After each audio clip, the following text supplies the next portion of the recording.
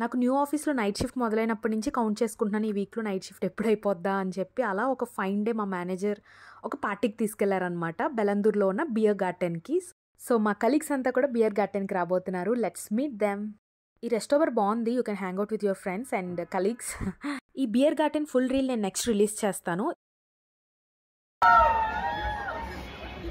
Night shift రా బాబు అనుకునే టైంలో ఇలా ఒక చిన్న చిన్న పార్టీస్ అనేవి పెట్టారనుకోండి, అబ్బా అన్నీ మర్చిపోతాం కదా. అంతే మరి, పర్క్స్ అనేవి అలాగే ఉంటాయి.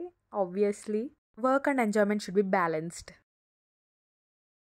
నేను బాగా తిన్నాను అండ్ ఎంజాయ్ చేశాను అండ్ ఇమ్మీడియట్లీ ఆఫీస్కి వెళ్ళాలన్నమాట. సో నైట్ షిఫ్ట్ కదా, కంటిన్యూషన్ పార్ట్ అనమాట, పార్టీ తర్వాత ఇది.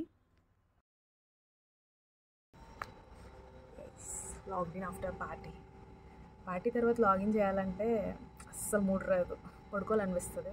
But I have to login now. అలా లాగిన్ చేశాను అండ్ వర్క్ స్టార్ట్ అయిపోయింది. సో నైట్ షిఫ్ట్ తర్వాత కష్టపడి లాగిన్ చేశాను.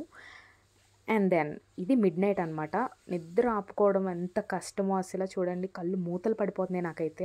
అసలు ఫుల్ స్ట్రెయిన్ అయిపోయాను. ఎందుకు రా బాబు నైట్ షిఫ్ట్లు తీసుకున్నాను నేను.